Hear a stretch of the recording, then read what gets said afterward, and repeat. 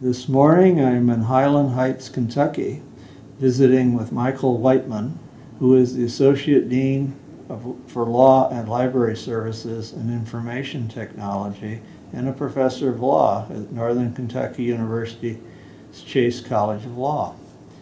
Mike, it is our custom to begin these by sort of asking you to talk about yourself as a human being as opposed to just a law librarian. Not that there's any difference, but you get the picture.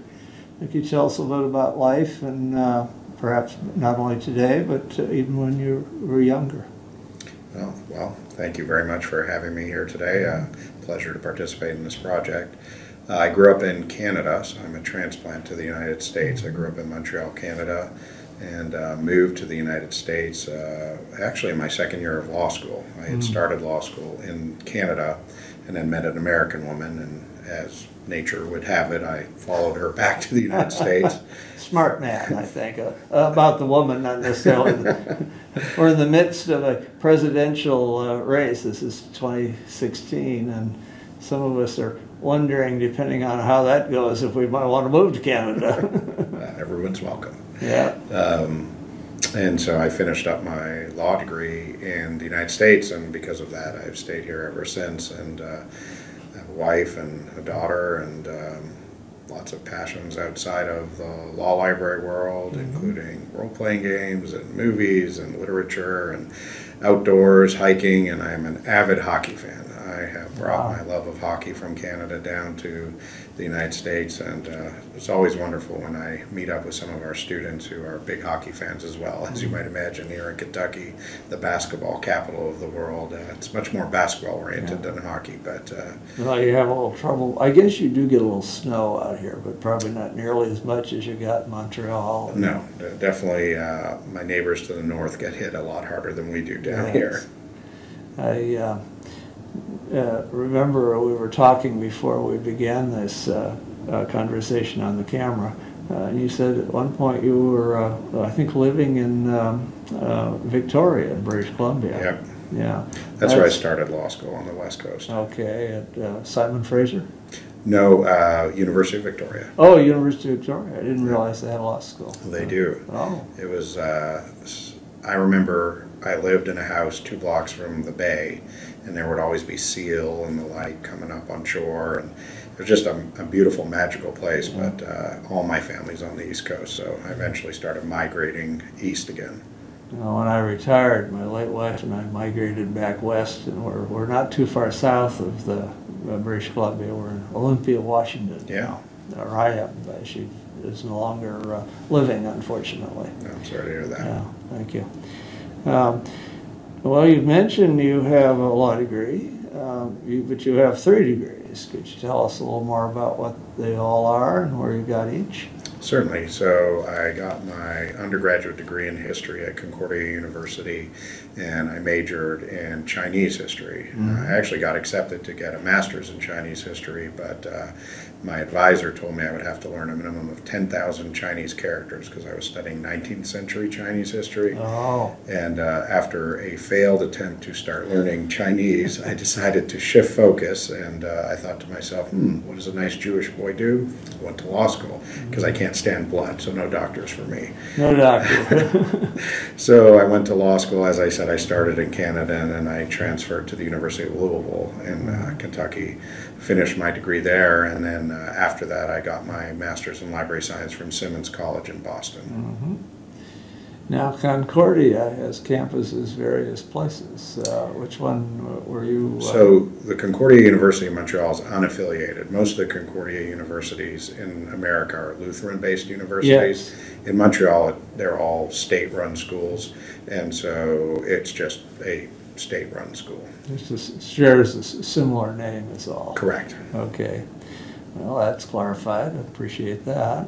Now, one of the early questions as we start to focus on your career is how you decided to come into law librarianship, and more specifically, did anyone sort of assist in guiding that decision? Yeah, certainly. I credit two people for my decision to become a law librarian. One is David Ensign, who's the current director of the law library at University of Louisville, and then another one of the librarians there, Robin Harris. Mm-hmm. And I do still remember distinctly that I was in my legal research class at the University of Louisville, and I really enjoyed research. And Robin Harris came in one day. David Ensign was the primary professor. But Robin Harris came in today and she gave a lecture on, I think it was the American Law Reports or something to that effect, some secondary source.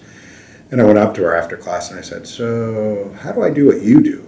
And she said, "Well, why don't you apply for a job in the law library as a student worker?" And I did, and they thankfully accepted me as a student worker in my second year of law school.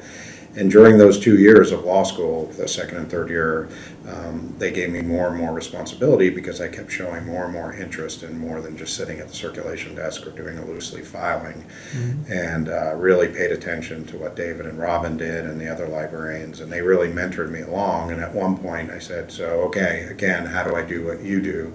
And they said, "You have to go back to school." So I applied to get just what you wanted to hear, I'll bet, Mike. The thought of more schooling was a bit daunting, but library school was an amazing experience, and so I applied to Simmons because my wife at the time was applying to graduate schools in Boston, and that was the only library science program in Boston, and I got in, and I went there, and the rest is history.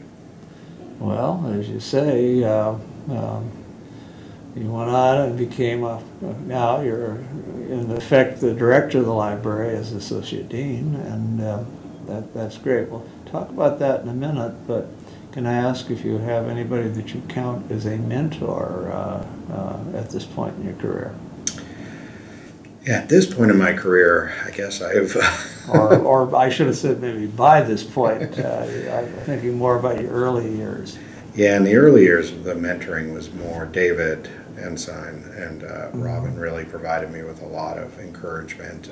As a matter of fact, I went back and worked at the University of Louisville for 7 years after I got my library science degree as a librarian, and David used to, aside from talking about librarianship and the like, he would pass on job openings for me.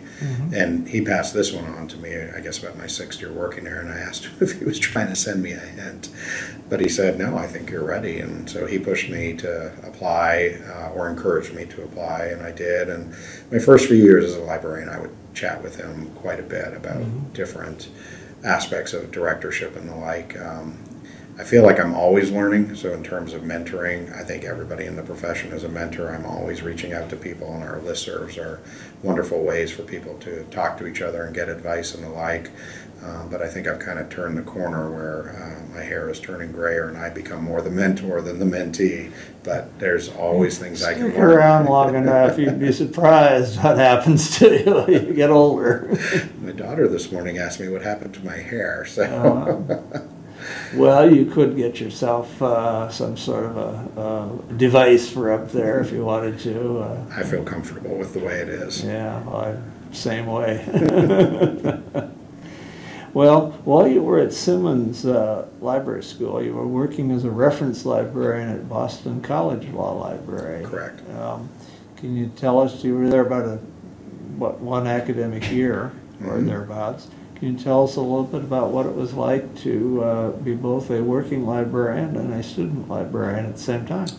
Yeah, it was an interesting experience. I wanted to get some more experience while I was at Simmons, and as most of you probably know, Boston has no shortage of law schools.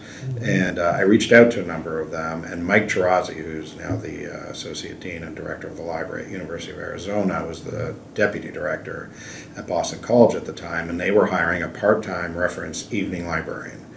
And it was 3 nights a week, and I thought this could be perfect. So I went and I interviewed with him, and he was willing to hire me even though I didn't have my MLS at the time. And that was a fantastic experience because it gave me the additional law library type experience I needed while I was doing my regular MLS classes. And they really kind of was on my own in a lot of ways because they don't have a night program. So they basically had student workers and myself in the evenings there, and but they gave me projects to do because I asked Mike, I said I really want to keep learning and figuring out new things, and so they trusted me and gave me projects.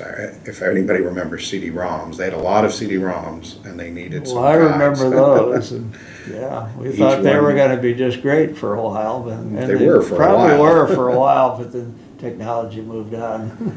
But they needed guides to how to use them, and so that was one of the jobs that I had, which was really good because it gave me some really good experience using the emerging technologies of the time.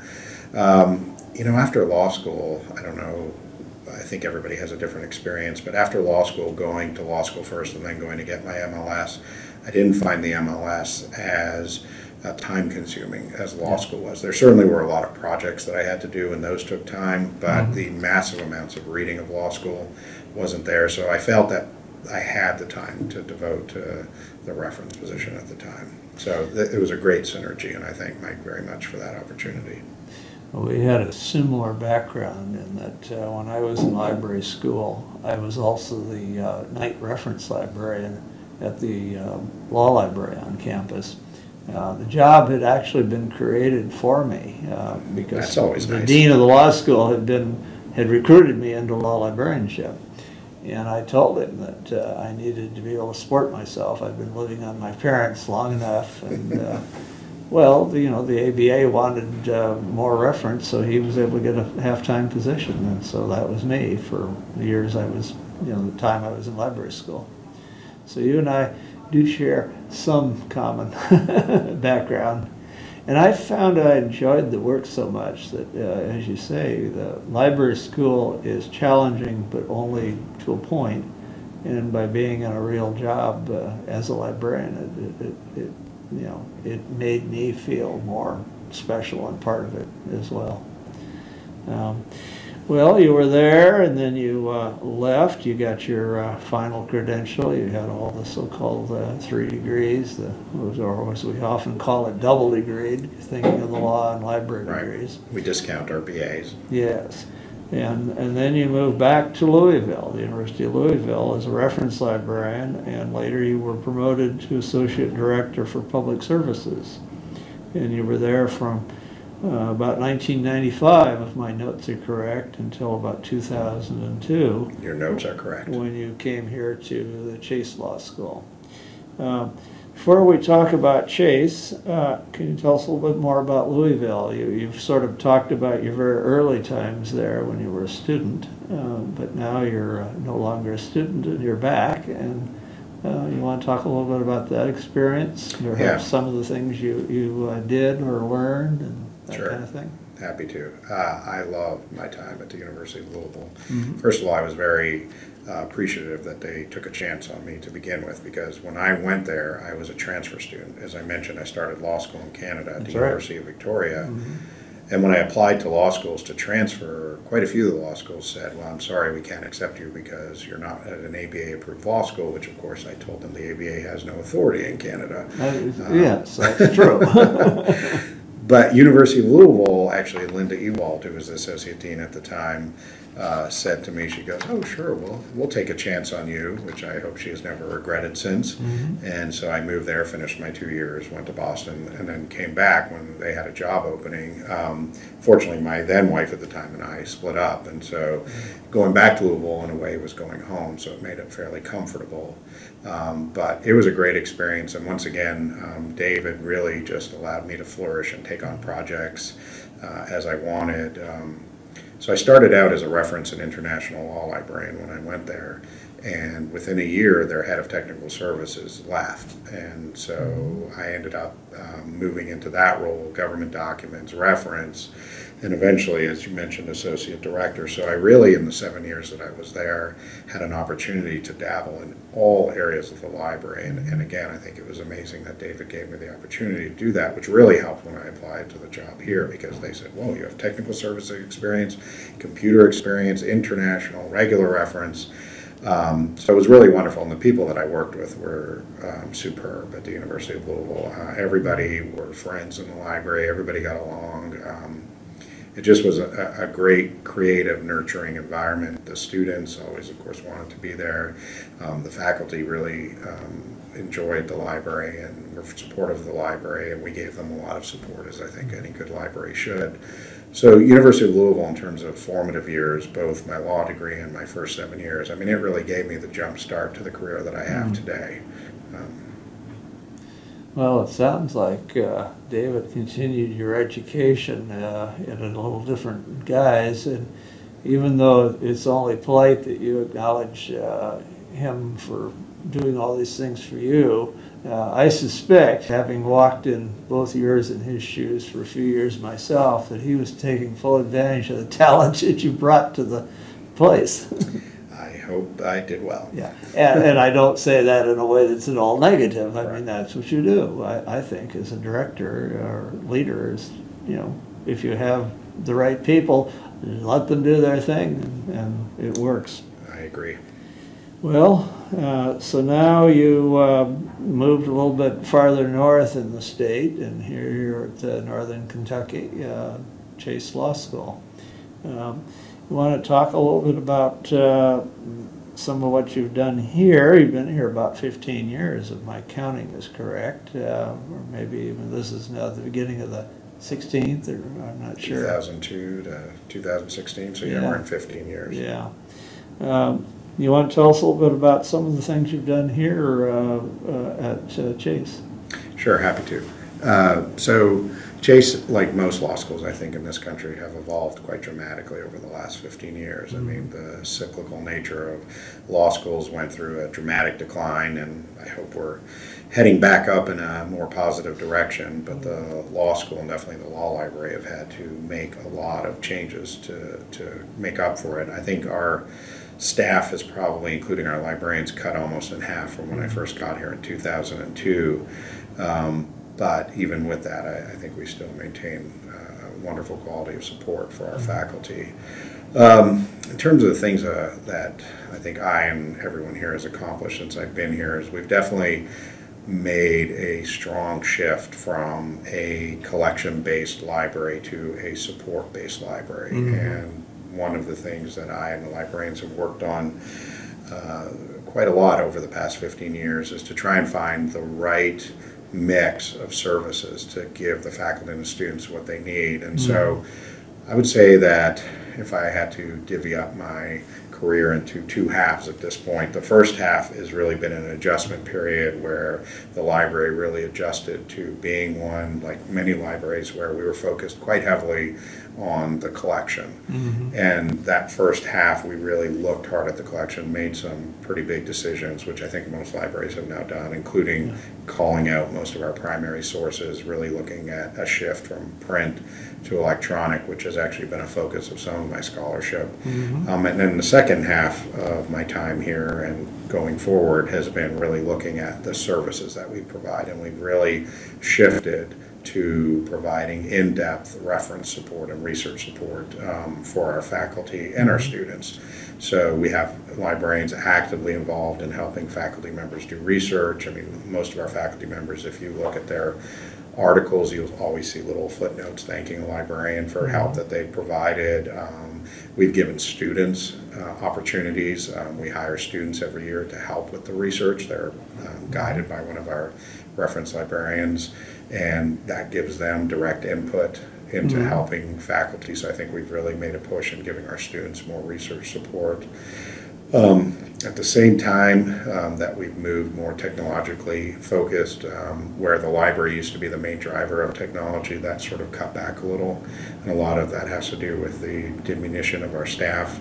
So I think while I was here, we did a really good job of building a lot of new technological advancements for the law school, pushing technology in education, pushing technology in research and the like, to the point now where main campus has taken over a lot of that, and now we're focused more on just services. I hear much the same story in talking to colleagues today. The focus of the library, goes from books to technology, but the perhaps part of it is the lack of need for some of the people who used to handle the books, getting them into the system and keeping them organized can now be shifted to other things. And idea of outreach is very much a common theme I hear, especially in this age when, you know, everybody thinks they're an expert on Lexis and Westlaw and maybe can Google a few things, but there's a heck of a lot out there that your expertise as a law librarian, be it you or a colleague, can be very helpful to a faculty member or a student, I suspect. That's our continuing challenge. Yeah, and I hear the same thing in law firms. They were a little ahead of our curve in the academy, but it was coming for them a little earlier. But it's the same kind of thing. They're the subject specialists that work and do what the lawyers both can't and shouldn't be doing for themselves. Do other things, be productive. Well, you mentioned earlier some of your writing, and you do have a pretty impressive record of articles and at least a couple of presentations at professional meetings. And you've been involved, I think you're beginning at least, with inspections of law schools for accreditation purposes. Yeah. My guess is that once that gets started and they realize they've got somebody that writes the report on time and does a good job, you will have opportunities like you wouldn't believe coming along. I'm happy to serve. Well, I would strongly recommend it. I always enjoyed doing those myself, and I think you will. And besides, it gave me a chance to steal good ideas from some others. That's actually the primary reason I like to do it. Absolutely. I've done 3 of these inspections, and each time I come back with a notebook full of ideas. Yeah, that's often it is. You want to talk a little bit about some of your professional activities and your publications? Yeah, sure, happy to.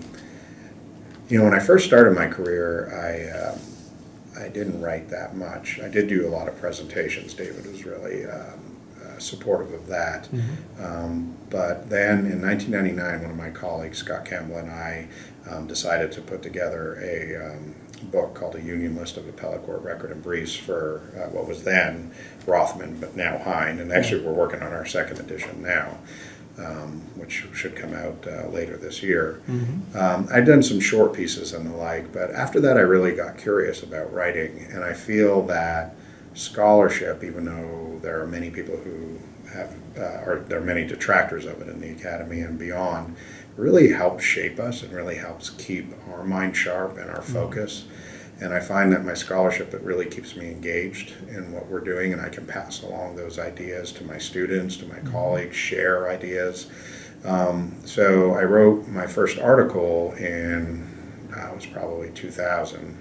And after that, I've written at least one every 3 years or so. Plus, I always do little shorter pieces for AA Spectrum or a bar journal here in Cincinnati or Northern Kentucky. And I've written one for the Kentucky Bench and Bar, which is the journal for the Kentucky Bar Association. And I really believe that librarians who have an interest would serve themselves well and their institutions by engaging in scholarship. And the scholarship can be on anything that they want. Most of my scholarship is focused on libraries and technology. The article that I wrote, my most recent article will be coming out shortly, really actually looks at how technology and the study of law intersect and how we really need to refocus our students' energies on their analysis. But the one right before that was published in Law Library Journal, and basically it was a call for law libraries to strip back their print sources to about 5% and have about 95% electronic. And I looked at the ABA rules and showed how they would still be in compliance. Of course, I'm not the committee, so I don't really get to make that final determination, but by examining the history of it, I feel pretty confident on that. So I think, like most people, writing is somewhat of a struggle, but it's certainly very rewarding. And again, it's most rewarding because I really feel it keeps me actively engaged in my community, the law librarian community.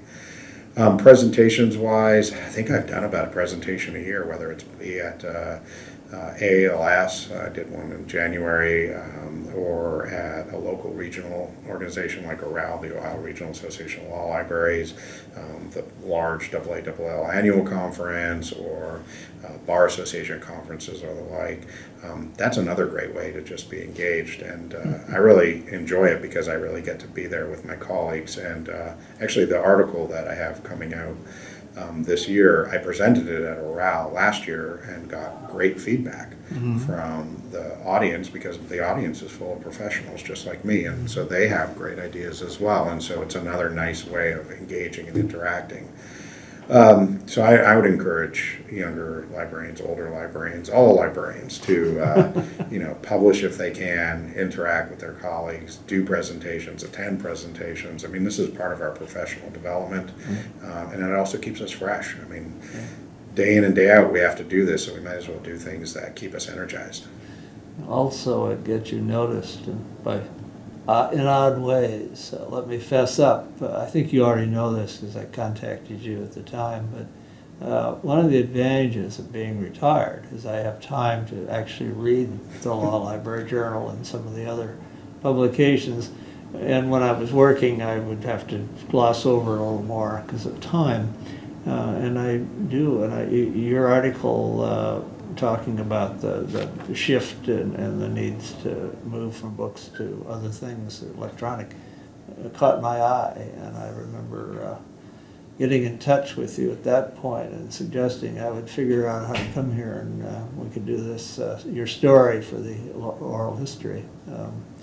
You probably would have qualified in a whole lot of other ways, but that put you on my radar really quickly, because I was very impressed with that article. It was interesting. And having retired just before this really took off, it was fun to read it and see what is going on or ought to be going on at this point.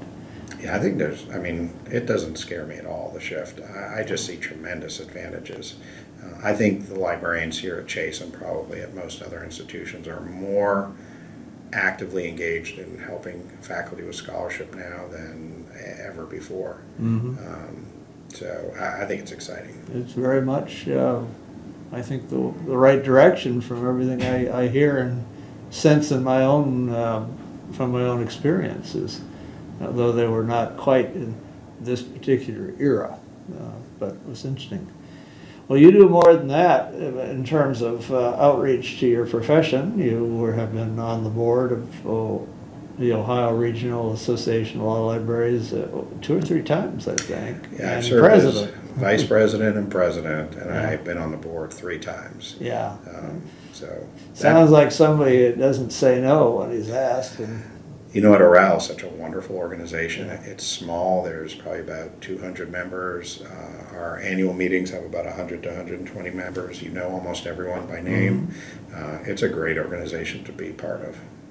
Yeah, I found the same thing with the regional chapters, both as a member and then when I was on the AELL board, visiting some of them and seeing them in action at their annual meetings, or maybe some of them had more than one, they had 2, but and the city chapters maybe even a few more than that. But it was interesting. It was sort of a throwback to AELL when I first entered, where there were less than 400 people at that annual meeting, the first one I went to. And that was big for their standards at that point.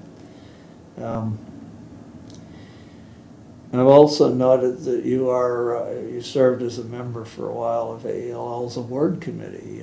You want to talk about that kind of experience and maybe other committee work, if you've done any for AELL or any of the other organizations? Yeah, AELL, I've not done as much committee work. I apply most years, but usually I don't get on a committee. Maybe they're wise. No, I think it's supply and demand. There's a huge supply of volunteers. Yeah, there is, which is good. I'm quite pleased that librarians are... And you seem to have a few things on your plate already with your publications and such. Yeah, I'm not displeased, but I'm certainly always willing to volunteer. Yeah, the awards committee I served on for 2 years, and it was interesting to see the different types of publications and activities that our members are doing. And I think if anything more for me than anyone who I was viewing their materials, it just was a reassurance of how wonderful the people are in our community and the law librarian community. I mean, the different things people are doing, the publications they're coming out with, the service that they do, and a lot of people don't tout their own horn. So these are other people nominating them, and it was just a nice, refreshing reminder of just the incredible creativity and generosity of the people in AA, LL. Try and do service in other ways as well. So I have done 3 ABA site visits and have really enjoyed those. I was president for 3 years of the Children's Law Center, which is a local organization here in northern Kentucky that champions the legal rights of children. I've been on the board of directors of my local public library. Those are the type of things that I try and keep busy with. Yeah, well, it sounds like you have, so we say, a complete life swirling around our profession to some extent, plus a few things on the outside. Which I have a daughter. She keeps me very busy. Oh, I'll bet. And a wife. Well, that's great. Well, it's not always I get to talk to a colleague who's working through this period that has sometimes been, one of tremendous change for the law, the literature serving it, and those of us who provide access to the materials to the users that need it. You've talked a little bit about some of the changes that you've seen and implemented here in your own library. But do you want to speak a little more broadly of where you think things may be headed for law libraries and legal, how we get access to legal information over maybe the next few years? Since anything beyond that is even more of a guess. I could try. You've used the operative word, guess, but hopefully it's a bit educated guess. I think we're going to continue to see libraries' physical space transform. It's already ongoing. I think we're going to see the footprint of the physical collection continue to diminish, and I think we're going to see the library transform into a much more collaborative learning space. Our library and other libraries have already begun putting more emphasis in group study rooms, more open collaborative space. It's interesting, although I say it's interesting only to law librarians probably, but when we removed about half our stacks, when we got rid of most of our primary sources, we were putting in new tables. And when we were contacting the different vendors, we were thinking about a table, and it was no longer a table where you just put a book and some notes, right? Now you needed space for some sort of electronic device, the textbook, and your notes, and then of course someplace to plug in the electronic device. Yes. And so we were specifically purchasing tables that were now built to accommodate that new reality for law students, something we never would have considered in the past. And I think that's the type of thing that anybody doing library renovations is going to continue to think about. As you mentioned earlier, the downsizing of staff, mainly it's staff who used to deal with technical services and the like, and I think that's going to continue. Probably sadly in many instances, because technical services librarians are so deeply committed to making sure information is accessible to people. But the library is going to be more a public services interface. You're going to see, I think, librarians teaching more because, as you mentioned, people come in thinking, oh, Google, I know how to do it all, and they're surprised that they don't, or they're surprised or worse, they're caught when they can't. Yeah. I mean, there's cases full of that, right, where the judge admonishes the litigant for using Google. Yeah. So I think we're going to see much more teaching. I think we're going to see much more outreach where the librarians are actively involved in the scholarship of the law school and the pedagogy of the law school. And then I think the other thing that we're going to see is we're going to see a diminishment of librarians being the primary drivers of technology. Where once we were the people that everybody turned to from everything from, can you get the computer working in the classroom, to can you help me with an audience response system, a clicker or something like that. I think as budgets decrease, that's going to be centralized in the university. And so librarians, I think just out of necessity, because we're being downsized in terms of the number of people we have to work with, are going to have to turn to a more central source for that. And that's kind of sad. I think that that was a really creative and inventive use of our time. But maybe it fit the era and the needs of that era, whereas today needs have shifted, and needs for the larger economies of scale in our campus-wide. So maybe that's part of the reason that needs to happen or has happened. I think that's probably partially correct. Yeah. Or more than partially correct. Definitely one of the reasons. Well, you as the head of the law library will make it more interesting in that you may have to sharpen your skills a little bit on how to get some of those resources to come in the direction of help those that use your library to find what they need. I've already decided I need to be involved, and so I'm chair of our ITAC committee on campus, which is the Information Technology Advisory Committee for the whole campus. So I thought probably should get in on that. Yeah.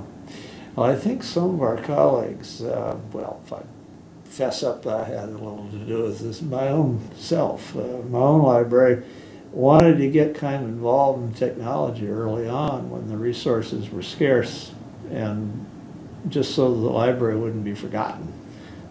Which I think could have happened given the politics of, the academy. Faculty pretty much come first, and then if you want the library to come first, you've got to show that it's in the interest of the faculty especially, and the students somewhat too, to give those resources to them through the library. And it sounds like that continues, but now in a little more centralized and more perhaps cost-effective way for the university as a whole. I think it is definitely for them more cost-effective. Yeah. Well, Mike, we are probably nearing the end of today's conversation, but before we do, it's my custom to ask if there's anything we've not talked about that you would like to mention. I can't really think of anything else that I'd like to mention. I've been fortunate in my career to have a wonderful mentor that helped me get to where I am today. I hope I've been a good mentor for people to get them to where they want to go, and I really do think there's a bright future for law librarianship. It's looking a little different than it did when you and I entered the profession, but it's still a profession that I would encourage people to enter. There's still so many rewarding things for you to do in it, and so much for you to do to help other people. So to me, I still think there's a bright future for us. I think you're right. I hope you're right, and I believe you're right. And I hear the same sorts of sentiments time and again. Well, maybe on that, Michael Whiteman, I should thank you for participating in the oral history, being part of today's session. Your story is going to make an interesting and valuable addition to our repertoire of similar stories from so many of our colleagues. And in thanking you, I'm thanking you not just on my own behalf. After all, I had the pleasure of coming here and meeting with you, but also on behalf of Michelle Wu, Frank Odek, and of course our friend and colleague Dick Spinelli from the Hine Company. These are the colleagues with whom I have the pleasure of working to put together this oral history of law librarianship for the Hine Online database that we call Spinelli's Law Library Reference Shelf. Thank you. Thank you. My pleasure.